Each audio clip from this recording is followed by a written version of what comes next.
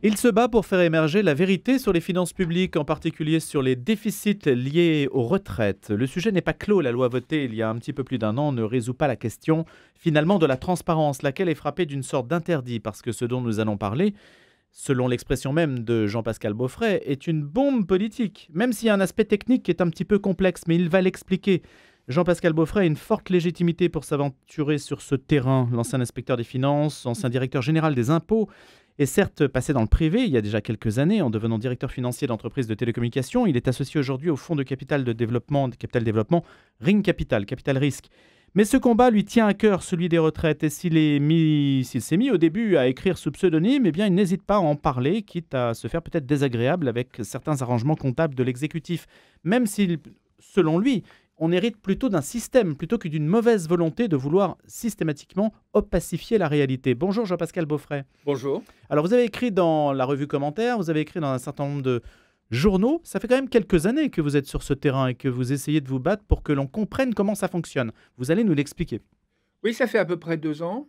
Ça fait à peu près 2 ans et c'est assez lié à cette réforme qui a été discutée au Parlement en 2019, qui était une réforme qu'on dit systémique des retraites et qui était très importante et intéressante. Elle était audacieuse. Elle était, comme on dit, elle couvrait tous les aspects. Elle couvrait les aspects financiers. Elle changeait le système. Elle changeait le système de retraite, qui était un système de retraite à prestations définies qu'on transformait en cotisations définies à travers le point. Et ça, c'était très, très important. Elle a été votée d'ailleurs en première lecture par 49.3 en février 2020, puis abandonnée à cause du Covid. Mais l'étude de cette réforme très importante m'a conduit à faire quelques observations sur notre système financier et la manière dont on donnait des comptes rendus financiers de l'ensemble du système des retraites. Il y en a un bientôt, puisque le Conseil d'orientation des retraites, va rendre son rapport. Absolument, c'est annuel, c'est à peu près vers juin, vers mi-juin et depuis 20 ans, le Conseil d'orientation des retraites nous dit quelque chose, de simple, hein. Il nous dit, bien entendu, à cause de la démographie, la France est un pays vieillissant comme d'autres, les retraites vont avoir des difficultés dans l'avenir. Mais pour l'instant, dormez bien, les retraites sont équilibrées, voire excédentaires, comme pour les années 2021 et 2023.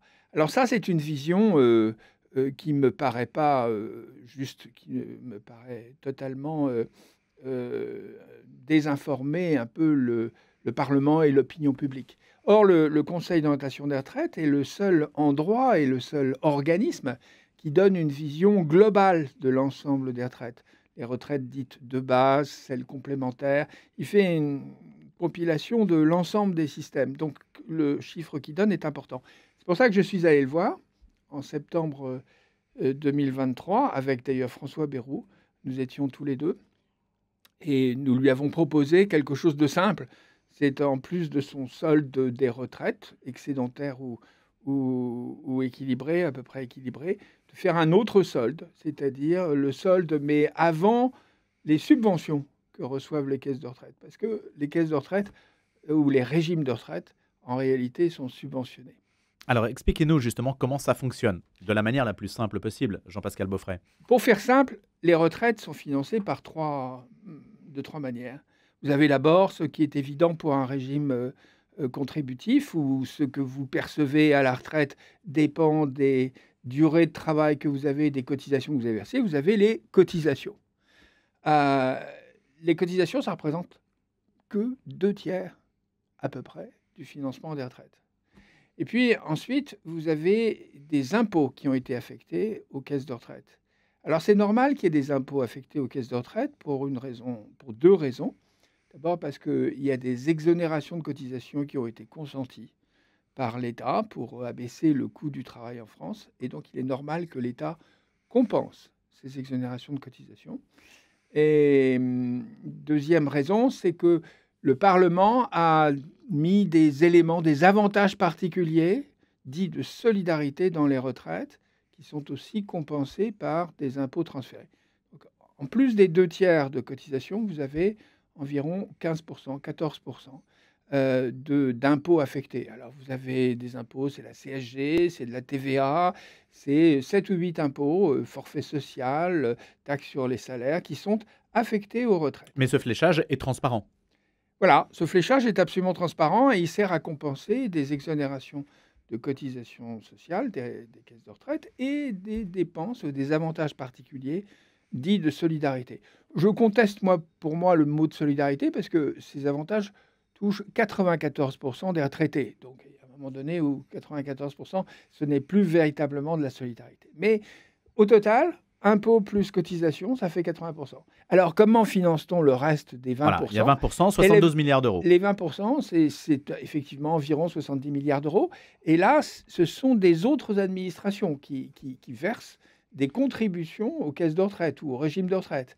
Alors, la première administration qui verse ça, c'est l'État, bien entendu, pour son propre régime, puisque l'État surcotise complètement pour équilibrer la retraite de ses fonctionnaires. Pour vous donner une idée, la surcotisation, l'État paye 98% des traitements bruts des fonctionnaires, alors qu'un employeur normal, privé, une entreprise, paye au total 28% de cotisation. Donc les 70% d'écart sont une subvention.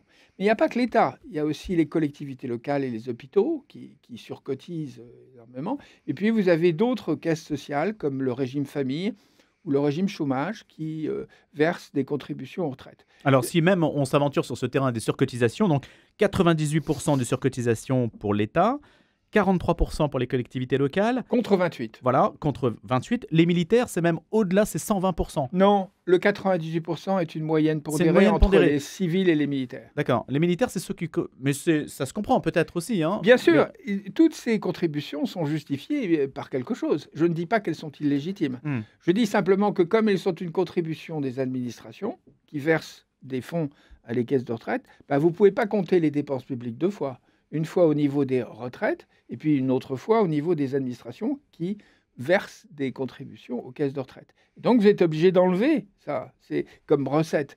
Et quand vous enlevez la recette, quand vous faites des comptes globaux pour l'ensemble des entreprises publiques ou du système public, quand vous faites ce compte global, les retraites se retrouvent avec 20% de déficit. Et donc ça veut dire que nous finançons nos retraites aujourd'hui à 20% avec de la dette. Alors, ça n'est pas été dit au Parlement et à l'opinion publique pendant les 5 années de débats intenses. Donc la dette, ça veut dire qu'on va sur les marchés? On ne va pas spécifiquement pour les retraites sur les marchés, mais c'est l'État et les collectivités locales et l'ensemble des entreprises, des institutions publiques qui empruntent dans le cadre de ces déficits. Elles sont déficitaires. Elles empruntent sur les marchés et une partie de ces emprunts, en fait, sert à ces contributions qui représentent 20% du financement des retraites. Ce sont les retraites du public? Pas uniquement. Il y a aussi les retraites du régime général. Par exemple, le régime famille verse chaque année 10 milliards au régime général de retraite des salariés du privé. Quand c'est une cotisation famille qui, en fait, ne paye pas des prestations familiales, mais finance des retraites. C'est une contribution, c'est une subvention. Et donc, ça veut dire que le régime général des salariés privés est déficitaire à ce niveau-là. Il faut bien faire la différence, donc Jean-Pascal Beaufret, entre ce qui est de l'ordre de la cotisation et de la subvention. Pour une raison simple. Quand tous ces régimes sociaux ont été créés, ces régimes représentent la solidarité nationale. Elle est indispensable. Notre modèle social est fondé sur la solidarité nationale. Ça veut dire les jeunes payent pour les vieux, les bien portants payent pour les malades, les célibataires payent pour les familles. Vous êtes attaché à ce système, vous? Nous sommes tous attachés à ce système. Il n'est pas question de changer de système. Il serait très, très difficile d'imaginer que chacun doit mettre de côté l'argent pour les temps difficiles. Donc, nous sommes tous attachés à ce système. Mais ce système, il est conçu pour que l'ensemble des dépenses pour les gens qui sont dans cette situation à bénéficier de la solidarité viennent de ceux et donc sont prélevés sur ceux qui peuvent payer. Et comment on prélève? On prélève de deux manières, soit des cotisations, soit des impôts. Le débat pour savoir si c'est des cotisations ou des impôts est un autre débat. C'est un débat intéressant. Mais le tout, ça s'appelle des prélèvements obligatoires. Et donc, il est normal que le système social soit financé à 100% par des prélèvements obligatoires. Mais quand il n'est pas financé à 100% par des prélèvements obligatoires, ça veut dire qu'on fait appel à des collectivités publiques qui elles-mêmes ont d'autres objectifs, d'autres dépenses, qui elles-mêmes sont déficitaires, qui elles-mêmes ont de la dette, et donc, marginalement, on emprunte pour financer le système. Donc le système de retraite, c'est la seule branche de la protection sociale française qui est financée par des subventions importantes. Les autres branches, par exemple la maladie, n'est pas financée par les subventions ou très peu. La famille n'est pas financée par les subventions. Elles sont financées soit par les impôts, soit par les cotisations. Le chômage n'est pas financé par les subventions. En revanche, les retraites, elles sont financées par les subventions. Et c'est ça que je dis. Le système ne le dit pas, et ne le dit pas non pas parce qu'il cherche parce que des gens cherchent à mentir. Et le système financier de présentation et de vote de nos comptes sociaux n'est pas adapté. Il date de 2006 à peu près. Ça s'appelait la loi organique, la LOLF, la loi organique sur les finances publiques. On a fait un système dans lequel on ne consolide pas les entités individuelles, notamment les caisses de retraite, pour voir quelle est leur contribution au déficit public global. Mais quand Jean-Pascal Beaufret, quand l'Assemblée nationale, quand la Commission des finances a sous les yeux cet état des lieux, est-ce qu'un parlementaire avisé s'y retrouve? Est-ce que c'est lisible? Est-ce qu'il accepte qu'on lui présente un tel état des lieux, c'est-à-dire des comptes non consolidés? Il l'accepte parce qu'il est habitué à ça et parce que ça fait 20 ans que ça dure. Et il ne dit rien? Il commence à dire. Je pense qu'un certain nombre de parlementaires se rendent compte aujourd'hui que notre système non consolidé entre l'État, les collectivités locales d'un côté et puis les institutions sociales, de sécurité sociale de l'autre, comme on ne consolide pas le système, on se rend bien compte qu'il y a un trou au milieu. C'est-à-dire qu'on ne dit jamais quelle est la vraie contribution de la sécurité sociale, et notamment des retraites. On ne dit jamais quelle est leur contribution au déficit public global. Quand vous raisonnez au Parlement sur les déficits publics, vous dites, ben voilà, c'est le déficit public global que je prends en compte. Mais après, quand vous dites d'où il vient, là, vous dites qu'en fait, tous les déficits publics viennent de l'État, alors que ce n'est pas vrai. C'est une bonne partie, la moitié en gros des déficits publics, viennent du système de protection sociale. Et vous le verriez très bien si vous faisiez des comptes consolidés. C'est tout. C'est une question de système. Je pense qu'il faut qu'on change notre système. D'ailleurs, un certain nombre d'hommes politiques et de leaders politiques le disent aujourd'hui. C'est ce qu'a dit par exemple Édouard Philippe au Cadre Horizon au début du mois d'avril en disant « Je pense que dans les finances publiques, il faudrait revoir la manière de présenter et de voter les comptes sociaux. » C'est ce que dit par exemple un ancien ministre du Budget et Premier ministre comme Bernard Cazeneuve qui a fait une tribune pour le dire. Bref, vous avez une prise de conscience du fait que notre système date, en quelque sorte, et ne permet pas d'identifier l'origine des déficits publics.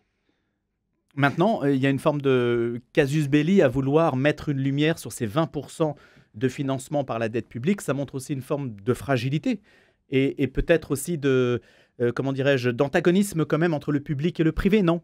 Un minimum.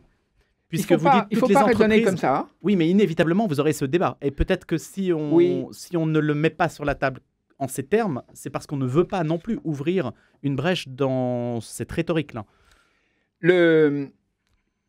Je pense qu'il ne faut pas antagoniser du tout les systèmes de retraite publics, les systèmes de retraite de fonctionnaires et les systèmes de retraite du régime général. Le régime général des salariés est déficitaire. Vous savez, on a accumulé une sorte de dette sociale, et même dans la dette sociale d'aujourd'hui, un bon tiers de cette dette sociale, qui fait à peu près 150 milliards, elle provient des caisses de retraite du régime général. Donc, franchement, je ne pense pas que ce soit une antagonisation. De toute façon, le système de retraite français, il a été conçu toujours comme une mutualisation. Par exemple, un secteur professionnel comme celui de l'agriculture, qui a un ratio démographique très, très dégradé, où il y a très peu de cotisants pour beaucoup de bénéficiaires, il est pris en charge par le reste de la société, par le régime général. Donc, vous voyez, la mutualisation entre les régimes de fonctionnaires et les régimes le régime général est indispensable. Notre système est conçu comme étant une solidarité couvrant l'ensemble des professions. Donc, il ne faut pas raisonner entre ce sont les fonctionnaires qui sont responsables. D'ailleurs, ils sont responsables de rien, les fonctionnaires. Par ailleurs, certains fonctionnaires, il y a une partie des fonctionnaires, par exemple les militaires, qui partent très tôt en retraite. Et évidemment, la nation leur doit ça. C'est beaucoup plus une question de transparence que j'évoque. C'est-à-dire, si c'est vrai, si la nation consent des avantages particuliers à certaines catégories particulières, il faut juste les écrire dans nos lois de finances. Faut dire combien ça coûte. Mais est-ce qu'il y a une entorse à l'égalité? C'est très difficile à dire, ça, l'entorse à l'égalité. Je ne sais pas tout à fait bien ce que c'est que l'égalité quand vous admettez qu'il y a des suggestions particulières. Je ne dis pas que les retraites des fonctionnaires sont trop élevées. Je ne dis pas ça. Je demande simplement à ce que la transparence intégrale soit faite vis-à-vis du Parlement et vis-à-vis de l'opinion publique. Je peux vous assurer que les 5 années de débat sur les réformes des retraites qui ont eu lieu auraient été différents si les comptes avaient été présentés autrement. Voilà, c'est tout ce que je dis. Et notamment, je pense que, puisque nous sommes un pays vieillissant, encore une fois, comme d'autres, il faut dire quelles sont les conséquences sur nos comptes publics. Il y a un autre point que je vais évoquer, c'est que vous avez 2 types de dépenses publiques, en gros. Vous avez des dépenses de transfert, donc ces dépenses de solidarité, qui devraient normalement être financées à 100% par soit les cotisations, soit les impôts. Et ça, c'est la moitié de nos dépenses publiques. C'est même plus de la moitié si vous prenez les aides de solidarité données par l'État et les collectivités locales. Donc là, vous avez la moitié des dépenses publiques. Pour faire simple, les dépenses publiques, c'est 1600 milliards en France. Vous avez 800 milliards de dépenses sociales. Bon. Puis ensuite, vous avez des dépenses de maintien des services publics. Vous avez des dépenses d'infrastructure, vous avez des dépenses d'éducation, vous avez des dépenses d'avenir, en quelque sorte. Et ça, c'est une autre moitié, un autre 800 milliards, qui sont faits par des collectivités locales, à peu près 300 milliards, et par l'État, 500 milliards. Ce que nos comptes disent aujourd'hui, c'est que les 500 milliards de dépenses de l'État, c'est elles qui sont responsables des 150 milliards de déficit public. Moi, ce que je dis, non, c'est pas vrai. La moitié des déficits publics viennent des 800 milliards des dépenses de prestations sociales, parce que celles-ci devraient être intégralement couvertes par des cotisations ou des impôts. Voilà, le raisonnement est simple. Mais quand vous dites que tout vient de l'État, alors à ce moment-là, vous braquez l'attention sur oh, l'État vit sur un train de vie trop élevé. Ce n'est pas vrai. On ne peut pas vraiment dire. On peut dire qu'il y a beaucoup de gains d'efficacité à faire dans les dépenses de l'État, notamment entre l'État et les collectivités locales. Mais on ne peut pas dire que l'État vit richement par rapport à l'ensemble du reste de la société. Et par ailleurs, c'est l'État qui fait les dépenses d'avenir. C'est l'État qui fait les dépenses d'éducation pour une très grosse partie. Les collectivités locales aussi, dans la logistique des écoles. Si vous n'avez pas d'argent à consacrer à ça, c'est l'avenir que vous auquel vous nuisez par rapport au, je ne dis pas au passé, mais en tout cas à des dépenses vis-à-vis de la solidarité, à des dépenses de transfert. Donc le choix des comptes est très important pour savoir si vous faites plus de dépenses publiques d'avenir ou des dépenses publiques tournées vers le passé. L'investissement ou le fonctionnement. Oui. Pour résumer, Jean-Pascal Beaufray, est-ce que ça change est-ce que ce mode de calcul dont vous estimez en fait qu'il suffit pour le corriger, il n'y a même pas besoin de loi, il suffit non, en fait, absolument. c'est très simple à corriger, très donc simple on se demande pourquoi ça n'est pas fait. Est-ce que ce mode de calcul est regardé par l'Union européenne? Est-ce que la Commission dit attendez, votre déficit public, ça ne correspond pas vraiment à la réalité, vos comptes consolidés, il faudrait aller regarder de plus près, ou est-ce que ça joue vraiment à la marge? Ah non, ça ne joue pas à la marge. C'est-à-dire, si vous voulez refaire les comptes publics en disant d'où viennent les vrais déficits, vous devez changer considérablement notre système. Encore une fois, c'est notre système qui est trompeur. Notre système est trompeur. C'est personne qui ment dans le système. C'est notre système qui est trompeur. Donc tout le monde, je pense que les autorités européennes ou bien les agences de rating ou bien d'autres observateurs prennent le système tel qu'il est. Mais personne ne le conteste. C'est une contestation plus profonde. Cela dit, c'est facile de faire la transparence. Par exemple, si le Conseil d'orientation des retraites décide qu'à côté du solde, dont il nous dit depuis 20 ans qu'il est équilibré, bon, il est équilibré, l'État verse 98% de cotisation à la place de 28%, mais le système est équilibré. Bon. Mais il le sait ça, il connaît votre argumentation, il ne répond pas. Il ne répond pas. Il dit c'est une convention. C'est une convention, retournez-vous vers le Parlement pour changer le système. Ah, très bien. Mais si le corps disait, moi je vous donne à côté de ce solde, je vous donne un solde avant les subventions, avant les contributions de l'État, des collectivités locales, des hôpitaux, je vais vous donner un exemple par exemple sur les hôpitaux, ou bien des autres institutions sociales. Si vous donnez un solde avant subvention, eh ben, on aurait déjà une bonne partie de la transparence. Ça, Il ne le fait pas. Il ne veut pas le faire. Donc on verra si le 15 juin, dans On le verra, rapport, on verra, le corps mais, le fait. mais il ne le fera pas. Je vous donne un exemple pour Les hôpitaux. les hôpitaux ou pour une collectivité locale. Je suis maire d'une commune. J'ai besoin de recruter des gens. Je recrute des fonctionnaires. Je vais payer 15 points de plus de traitement de leur rémunération à la caisse de retraite. Je recrute un contractuel privé. Je n'ai pas ça à payer. Mais c'est complètement anormal. Je suis complètement d'accord pour recruter des fonctionnaires, mais à ce moment-là, je vais dire que je paye la cotisation comme tout le monde, comme tous les autres employés, et au-dessus, je mets une subvention aux retraites, et je écris une subvention aux retraites. C'est exactement la même chose pour l'État, si vous voulez. Je vous donne un autre exemple, c'est le ministre de l'Éducation nationale. Le ministre de l'Éducation nationale, il commence son année avec un budget au Parlement de 87 milliards. Et dans ce budget, il y a le quart du budget qui est destiné à payer les retraites des fonctionnaires. Alors, après, dans une comparaison internationale, vous prenez les crédits du ministère de l'Éducation nationale, vous dites, c'est quand même bizarre, la France dépense beaucoup, et pour un système dont on n'est pas complètement content en termes d'efficacité. Alors qu'en fait, ça va ailleurs. Alors, ça va ailleurs. Alors, moi, la seule chose que je dis, c'est écrivez une subvention centrale pour l'ensemble des retraites des fonctionnaires et débarrasser les ministères d'avoir un poids aussi important des retraites dans leur compte, dans leur budget. Vous voyez, c'est simple, c'est une question de vérité. Alors derrière la question de vérité, après, bien entendu, il faut savoir si nos retraites ne sont pas trop élevées par rapport à ce qu'on est capable de payer. Et là, de savoir, est-ce qu'on doit demander des efforts de solidarité supplémentaires, par exemple aux retraites au-dessus d'un certain niveau. Ça, mais là, c'est là, question. Jean-Pascal Beaufret, que ça devient ultra politique, parce que si vous voulez aligner les retraites sur les capacités à pouvoir les payer, ça veut dire que vous pouvez envisager le fait de baisser les retraites. Et ça, c'est ça une ne se bombe. fera pas comme ça. On baissera pas. Je pense que la France ne baissera pas les retraites comme ça. En revanche, on peut essayer dans le temps, graduellement, d'avoir une sorte d'écart ou de contribution sous forme de moindre indexation des retraites. Par exemple, on peut imaginer ça. Vous voyez, dans la dernière réforme, celle d'avril 2023, une réforme dite paramétrique des retraites, on a demandé un effort aux actifs, en gros, puisqu'on leur a demandé de travailler 2 ans de plus. Et il y a pas mal de gens pour lesquels travailler 2 ans de plus dans un métier qui n'est pas forcément très facile ou agréable, c'était pas prévu d'une part, et c'est beaucoup. Bon, donc on a demandé un effort aux actifs. C'était complètement justifié globalement, mais il y a un certain nombre de personnes qui ont des métiers qui rendent ça assez difficile. Mais on n'a pas demandé d'effort du tout aux retraités. Donc là, par exemple, si on avait présenté les comptes autrement, peut-être que la discussion aurait été orientée autrement. En revanche, tous ces problèmes avaient été bien considérés dans la réforme dite de 2019. La réforme systémique, elle considérait véritablement tous ces problèmes. Elle le faisait très graduellement. Ça prenait beaucoup d'années, voire de générations pour le faire.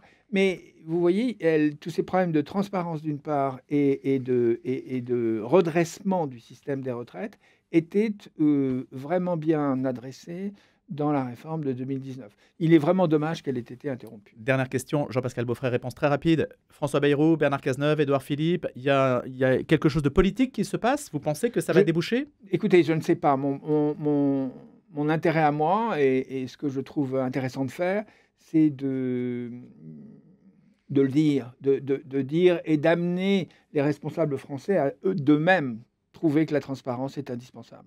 Eh bien, merci d'avoir contribué donc par votre discours ce matin et vos explications très claires sur le système de retraite, peut-être à faire émerger donc des évolutions sur ce dossier qui n'est pas fini. Merci beaucoup Jean-Pascal Beaufret. Je rappelle que vous êtes ancien directeur général du Trésor. À bientôt.